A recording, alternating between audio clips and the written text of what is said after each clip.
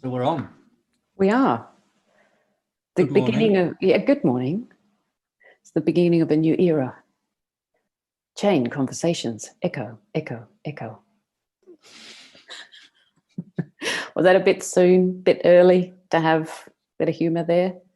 Because I could stagger it over the period of time.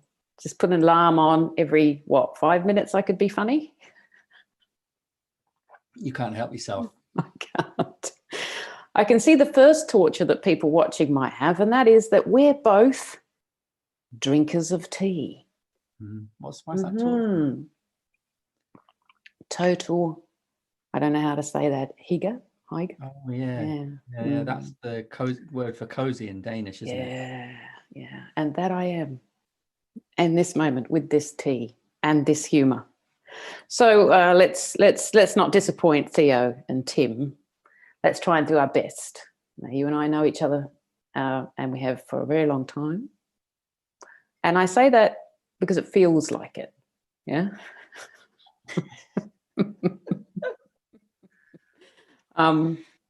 It's more like a siblingship, so we're going to struggle to be professional. So I'm going to focus us very quickly, because I knew this would be a challenge, on the first question.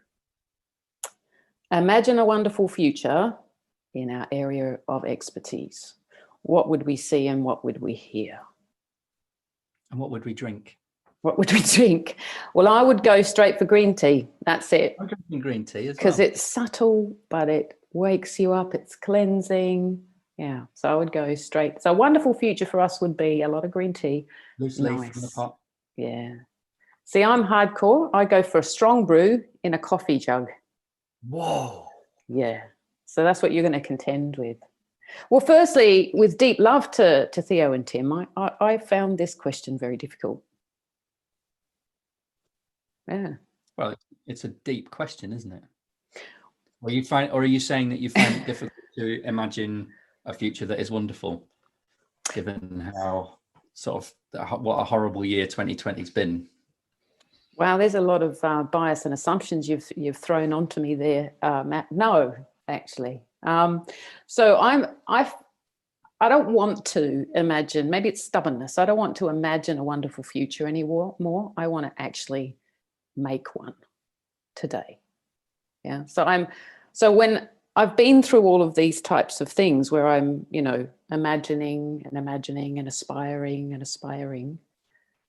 And now I feel a sense of urgency, and I really want change, and I really want things to happen right now. I want the future now. That wonderful future we need to start putting into reality now. Mm-hmm. So I was a little bit like, no, I don't want to imagine it. I want to be it. So there's a bit of impatience there. And then as you and we've been exploring a series of lenses from Eastern philosophy, which is my speciality.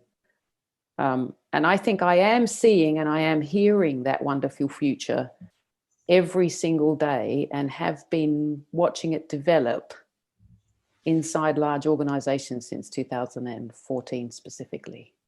I see examples of this wonderful future occurring, but it's now. And I think sometimes we aspire to that wonderful future and then we get depressed and disappointed that we haven't got it now. But I guess, what's your thoughts about that? Well, yeah, so what you're talking about is a kind of a longing for, and maybe like a deferred gratification kind of a thing, where you think about the future being great, and I'm just putting up with this shitty stuff right now, but it'll be good later. Whereas, I like that, what you're saying.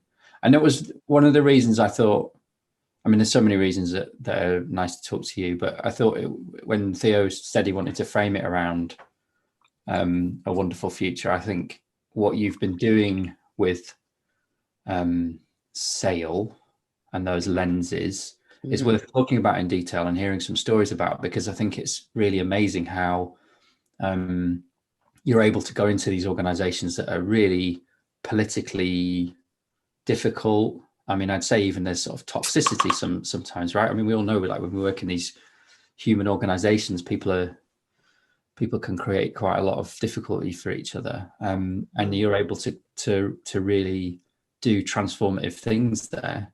Yeah. And yeah, I mean, there's kinds of principles of the way we treat each other, that those things can take root even in such barren soil is really. Well, I have an analogy, so I have to warn anyone, if you're sensitive about swearing, I swear, please turn off now, because I can't. I'm trying so desperately not to. This is you being professional. Yeah, that's my disclaimer right now. When people go into coaching with me, I do try to get them to sign a thing that says, you know, I acknowledge that she's going to swear occasionally, because I've tried really hard and I got told off by a Buddhist monk about swearing. So, you know, it's my journey. When it's shit, do the shit. You know, so this whole thing that, you know, the attitude is, so when I get a lot of people who are highly political, very stressed out, very burnt out, teams that are at the very edge. And the thing that is really important is acceptance of how things are, and then digging in the shit, right, to the situation to grow seeds, right? There's your nice little analogy. So you talked about a barren, you know, garden, yeah? If you've got a lot of shit on top of it, you can stand there and say, wow, this is just a garden full of shit. Or the technique that you learn from Eastern philosophy, translating a lot of Eastern philosophy, which is what I do, into practical things. It means, you know, the other alternative reaction is dig it in. Dig that shit into the barren land, right? Work with what's around you. Like, is there rain? You know, can we bring water there? What sort of sun? Can we build shelters and garden it to grow seeds? Now, the issue with the way I do things is it doesn't fit a nice method. So it's a really great booster. It goes very nicely, you know, with or without Agile, with or without Scrum, with or without Kanban, whatever it is you want to use. But there's this first part, which is to say, I'm here in the now. I've got to radically accept it.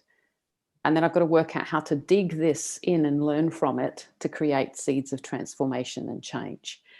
And that's why I don't sit in the place of saying wonderful future, because I meet people and they're going, I'm going to get a better job. Yeah. Or we're going to change this product so it's going to be better, or we're going to restructure, echo until we get a bunch of better teams, or we're going to sack a ton of people and then hire really great ones. And the list goes on and on. We're going to adopt Agile. Yes. Or we're going to get rid of Agile because we found this new thing called waterfall. Did you know about it? Yeah. And I have lived through that one. So imagining wonderful futures can end up giving us terrible, terrible futures. Yeah, because it's just full of plans and expectations and predictions. Yeah, and we can make ourselves miserable in now by torturing ourselves with how poorly great it's going to now compares with that fantasy of the future. My favorite thing that's happening right now, in the new year. Yeah. We just got to last till the new year. Do another 4 weeks of 2020. Get through it, and then in January, and I've got Donald Trump's gone. Yes, everything's going to be different. Oh, I know. I can't wait. The sun's going to shine every day. Yeah, but so all of this is quite abstract, though. Like for you and I, like we practical. We've done this stuff a lot. So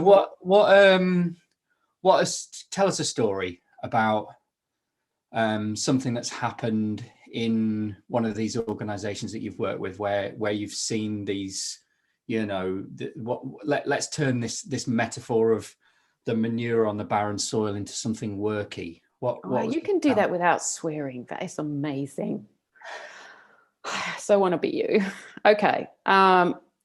Well, I always refer to lenses or patterns from Eastern philosophy. So I thought with you and me, I would like to talk about the three forces of reality. You're going to laugh because now you're going to go, she's renamed it again. It's all right. That's a private joke with Matt and I. I take a long time when I translate things because I try to make sure they work and that they're good for what, you know, and they have the right effect. So 3 forces of reality is that we live in a reality where order will always end up going to disorder, and those that want to explore that can look up entropy in the arrow of time. And that we are all, the second one is that we're always entangled with interdependence, right? So no matter what. This is my favorite one. Yeah, that's a goodie, isn't it? Think I Christmas mean, Day, it's eh? Christmas Day. And then waves of cause and effect are crashing at us and we're creating them. Yeah. So these are the 3 forces of reality. Now, because order goes to disorder, we can get disappointment, yeah, because we've got a plan and then the plan doesn't go quite right. And so, very unhappy. And we can have expectations that relationships are going to be great, or that what we've decided is going to be good, and then we're entangled with a ton of interdependence. And so then we get all upset about that and try to control and separate things. And then we have this idea that we can predict, but then we've got waves of cause and effect that hit us from everywhere, and stuff we create. And so we go into states of reactivity. And that seems like a deep place of unhappiness, right? Disappointment, lots of fighting for control and separation from entanglement, and then reactivity. But actually, humanity is perfectly built. We are perfectly built to thrive in that environment of order to disorder, entanglement with interdependence, and waves of cause and effect hitting us. We're actually built to thrive. That's why we've become the dominant species on the planet thus far. Yeah. So the stories I have aren't amazing stories where we're like, we rolled this out and yay, everything turned out and we were skipping together and then we're going to, it's more about that process of coming to understand the barren land, coming to realize there's a lot of shit on top, and then realizing we have to dig it in regularly every day, and then growing seeds of transformation from that, right? Did I make sense, or did I just go? Yeah. Well, you made sense to me. Okay. I don't know how deep you need to unpack. People want to go into the 3 forces of reality: order to disorder, interdependency, and the waves of cause and effect. I don't know, yeah. But I still think it would be good to try and. I mean, it was one of Theo's 3 questions. Is to tell stories. Yes, yeah. I'm heading there. Yeah. So think of an individual been through right.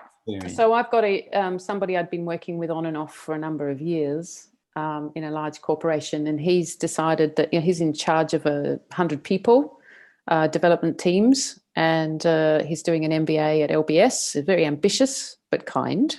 Wants to do things that are different. So what we did is that we decided to embrace these things rather than fight them. Right. So we expect that when we get order, it will fall into disorder.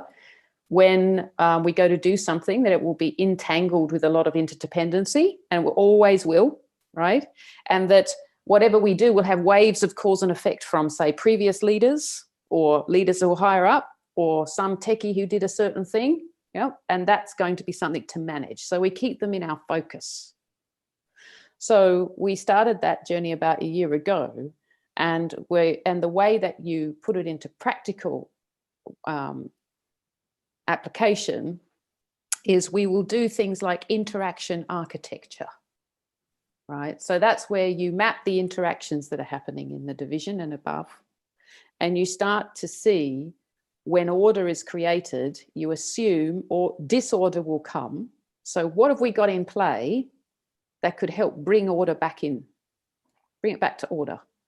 So rather than saying we've hired a great project manager, we've got the best people got the best people in now, leave them to it. We'll say, got the best project manager, got a great team. How can we support this team? Because it will naturally fall into disorder to help them get order regularly. So we build that into the way that he leads. Does that make sense? Yeah. An example, another one is meeting stacks. If that may. So meeting stacks are ways of looking at meetings all stacked up one like a critical path. So that's entangled with interdependence. So instead of thinking one meeting operates in isolation, we assume that it is interdependent with a lot of other meetings. So what are those other meetings, and how can we help that critical path get more effective so that it doesn't waste people's time? So you'll look at artifacts, redesigning artifacts. You'll look at reducing the amount of people that attend to make sure it's only the people that need to be there, because there's these Zoom calls of like 20 people, reduce it down to 5, and making sure that we're very clear when we have meetings. What are they about? What's the headlines? And being okay that every time we get some order, it will slightly go into disorder and keep bringing it back, and learning skill sets and leadership skill sets that support that ebb and flow. I think that's the thing. So, I've been through your coaching obviously as well. And at the time I was trying to run an organization, only a small one of 12 people or so. But what I took from it that I think is just incredibly valuable for anybody at any level, is this idea of kind of accepting that you can't control everything, that's not what leadership is about. Leadership is about navigating through the storm rather than trying to stop the storm, trying to stop the waves from going up and down. It's about understanding when the big waves are coming and working out what to do about them, and getting everybody ready for that, because that is the reality, and sort of being I'd add to that is accepting that and seeing it, rather than trying to always be thinking about trying to control it. Well, it's also about building protection mechanisms. So he and I designed ways to protect the 100 people from the politics and the wars and things like that, how they're going to come down and affect that group. So it's more accepting that if this was the sun, wind, and rain, these 3 forces we could call them forces of nature, right? You can't get into a direct fight as a leader of a group with sun, wind, or rain. But you can create structures and change so how societies live when there's a lot of sun and little rain is very different from how societies live with lots of rain and little sun. But they thrive and they're doing well. So leaders need to be able to watch these forces of nature, or in this case, the forces of reality, and consider in this context, what's best for this group and how can I help? How can I lead through this? So sometimes you have to be a very strong protector. There's vicious politics. So you have to set up very rigid structures to protect your people. And in other cases, it's quite a warm, happy place up there in board level land. So you can definitely bring techs and all sorts of people up into that space and have wonderful conversations. But you need to look at the weather first. So the third thing was waves of cause and effect. So I've done order to disorder and interdependence, but waves of cause and effects is interesting because we see that with each other when we play blame games. Yeah, so, that took ages. He's so slow, et cetera, et cetera, et cetera. So waves of cause and effect is something that I think is our biggest blind spot in the agile, lean, whatever community we are, is being able to look at it flowing through in real time down to people that we love and care for, and then flowing back up, looking at that, the waves of cause and effect. So the way you can do that is you can sketch incidents and look for how things are affecting each other. Yeah. And that increases people's understanding and our ability to navigate things like politics with more sensitivity. So what sort of changes do you observe in groups that have gone through the process of absorbing these ideas and then starting to bring them into the way they interact with each other and with the people around them every day? They're like they're like paramedics when it's an accident emergency scene, and they're like marathon runners, groups of marathon runners, where they line themselves up for, you know, resilience, robustness. They look at systems and that are going to last the test of time. They think carefully about compassion, you know, compassionate management. Should we dump on this person to, you know, get them to cane it for 1 month? Or should we just, you know, sit back and say, hang on, that's too much. Let's back off. So they work a lot with capacity and capability, because that's reality, right? That's sitting with reality. And they get fantastic results. But I don't have lots of case studies to talk about right now, because we've only got 5 to 10 more minutes. Yeah. I want to bring us back to this idea of acceptance, because we've talked about that a bit, about like accepting, you know, the rain and the sun and stuff. And I think certainly for me, like early on in my relationship with all of this stuff, I think I saw the word acceptance as being quite acceptance has been quite a passive thing, like submissive. Yeah. Let's talk about that a bit. Well, obviously, you'd be an idiot to submit to a storm. Like, there's a hurricane. Oh, there's a hurricane.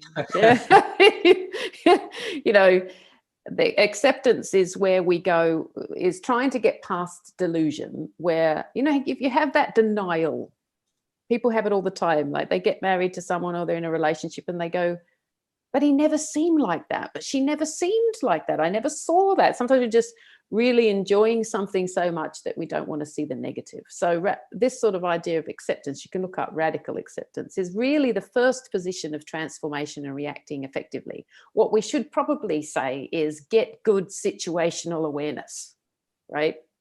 That's what it means, is just take all your bias away and get good situational awareness, because context is what drives effective action, right? So if I slap you on the face, when is that a good thing and when is that a bad thing? Well, it's our context that tells us. So if you're fainting, and they're slapping you on the face is a good thing, you know. But if we're at a conference and you've pissed me off and I'm slapping you on the face, that's a bad thing. So what that thing of radical acceptance means is just get rid of all your plans, expectations and predictions and wants and desires, and just see things for what they are. But it's only the first step, because after that, then you've got to work out what's the effective action. Oh, I see the hurricane. Then it's like, now what do we do from here? So it's by no means submission. And actually, often this requires a great amount of courage, right? Because bravery, what you see when you look at the reality is often much more difficult than what you may have all been telling yourselves was true. You know, the project isn't going to come in on time, or that's it, bringing bad news to people. That's the sort of skill set that people start to build when they work with me, is we work out how to be brave, and then we work out how to say difficult things to people in positive ways. And then, you know, and a bit like, as I said, paramedics, you know, in emergency situations, or marathon runners. So the thing I'd leave it with is, if there is order that goes to disorder, it is an opportunity to transform and innovate. And if we are entangled with interdependence, it's an opportunity to collaborate and work with. And if we're being battered by waves of cause and effect, it's an opportunity to get strategic, right? So looking at those three forces of reality is only the first position of transformation and resistance and defiance. And these three things are what we forgot with COVID. Yeah. And that's why it's given us such a shock, because those three forces of reality have really given us a good bollocking. Yeah. There you Order go with the cussing disorder. again. Hey? There you go with the cussing again. I can't help it. I'm very sorry. Order to disorder. We found out that everybody is entangled with interdependence. There's not one country that I know of that wasn't in fear or having to deal with it and react to it in person. Waves of cause and effect when countries that didn't take care of their medical systems, private, public medical systems, what situation they ended up in, and so on and so on and so on.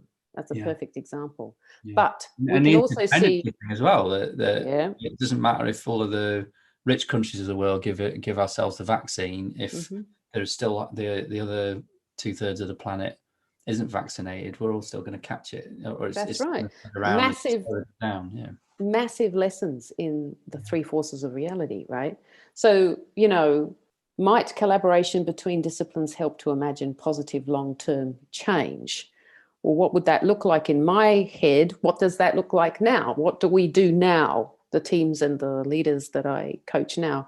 When we're faced with it, it's transform, innovate, collaborate, work with it, and get as fast as you can into strategic thinking. So strategic thinking is that place of saying context defines effective action. It's trying to get into that space rather than punch the person in front of you. Yeah. What about, so when we talk about collaboration between disciplines, my sort of frame for this is as a programmer. You know, I still work as a programmer most days, and I have seen time and time again the sort of tension between the craft of producing a habitable code base and the drive towards like business, you know, success. We need to pump out features and value to our customers so that they'll want to buy more licenses. And there's always a tension there. And we think about like collaboration between disciplines. Is there I don't know. I feel like that's the nut to crack, is have business people be able to think like developers and developers think like business people. What they all need to do that is they just need to see the context they're in. When people see when someone says, I've got a context with a hurricane in it, and the other one says, well, I don't see the hurricane, then there's very, very difficult to find solutions together. So what I would be trying to do in those cases is ensure that everybody can see the context clearly, and it's the same context. Yeah, that is crucial. Because the business context is crucial to your engineering decisions. That's right. If we're scrapping for space in the market as a tiny little startup, then move fast and break things is probably a really good technical strategy. If we are established and we're trying to grow, then that kind of a strategy becomes a really bad one, and we need to make different engineering trade-offs. Equally, I mean, the metaphor I've often used about refactoring when I'm trying to explain it to people who need to sponsor refactoring work, right? Like business people who pay developers wages but don't have any idea what it's for. It's like if you owned a restaurant and the customers were complaining that the meals that were coming out of the restaurant were slow, they were unhygienic, you know, you had the food standards people coming in. But if you had that sort of a situation, right, and you went into the kitchen was a mess, you'd be like, well, we need to tidy up in here. You know, we need to sort this out. We've got to stop stressing the chefs out so much. We've got to give them time to clean the sides down and wipe up, because they're just using dirty knives from last week because we've never given them any time. Right, there is in a code base. You can't, if you're the metaphorical restaurant owner, you can't walk into the metaphorical kitchen and have a look around, because a code base is generally a space that is alien to somebody who pays developers wages, right? They can't get a clear sense of that context. Are my developers working in a really tidy, organized kitchen, or are they working in a shithole, to use your kind of language, Catherine? I got you caught in the trap. Oh my God. I also noticed we've only got like a minute and you're going to disappear. So I'm partway going, well, that could be, conversation number 2. They'll have to wait for that one. Yeah. Just very quietly, I'm just watching my time. Well, I loved what you said. And the only answer I have briefly is that they've got to get context in a way. And so whoever can get the context of the business world, maybe it's the tech people that need context, just a little of the business world to understand the pressures there. And then to build trust from the business leaders about what the code base is like and what they have to do. Yeah. But that's everybody's journey. I'm not saying any of this fixes anything, but getting a good snapshot of reality is the best thing, right? First, taking away bias. Yeah. I suppose actively seeking that, right? Yep. So regularly actively seeking that business context, the business people actively seeking, is the code base going to be able to absorb these changes? Do we need to slow down a bit and spend a bit of time refactoring? Actively seeking that context rather than. But for me, it's setting up processes that help them to do that. Design it specifically to your area. Yeah. to your We've fixed it. We've done it. We're on time and we've fixed the world. Boom. A virtual high five. With no swearing at the end.